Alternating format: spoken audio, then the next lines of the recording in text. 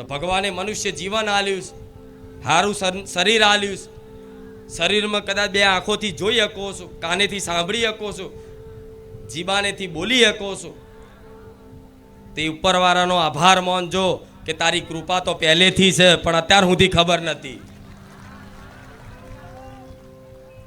તો ભગવાનને એવી પ્રાર્થના કરાય કે હે ભગવાન, આ બે આંખો આલી છે ને, તો આ બે આંખોથી હર હંમેશા માટે તમારા માતાજીના દર્શન કરાવજો. આ કાન આલ્યા છે ને, તો હંમેશા તમારી કોઈ લીલા ગુણગાન અને તમારી મહિમા સંભળાવજો. આ વાણી આલી છે ને, તો 24 કલાક તમારું નામ લેવડાવજો.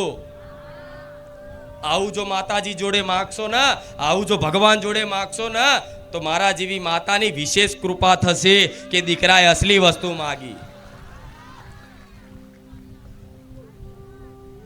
કામ તો એમને એમ થઈ જવાના, નામ દેતા જ કામ થઈ જાય, એનું નામ ખુખાર મેલડી. આવું નહીં, તમારો દરેકનો અનુભવ બોલે છે. તો ખાલી નામથી જ કામ થઈ જતું હોય તો કામ બાજુ ના જોતા કે ખુખાર મેલડી જબરા કામ કરે છે એવું ના જોતા. મારા સત મારા ભગવાને આલ્યું છે, તો મન માતાને કોઈ નવાઈ નહીં કે જબરા કેન્સર મટી જાય, લકવા મટી જાય, 20 વર્ષે દીકરો આલું, મને માતાને કોઈ જાતની નવાઈ નહીં. કેમ નવાઈ નહીં? કેમ કે હું જાણું છું આ તો ખાલી મારા સતના પ્રકાશનો પ્રભાવ છે. ખાલી મારા ભગવાનનું નામ કે હે ખુખાર મેલડી, હે રામવાડી મેલડી, ખાલી આટલું નામ જે લેશે ને, આ એનો પ્રભાવ છે. રામવાડી રામ બોલો એનો પ્રભાવ છે.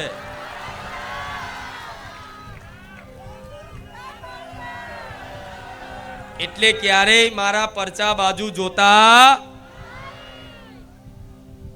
પરચા જોઈ અને ભલે આયા છો,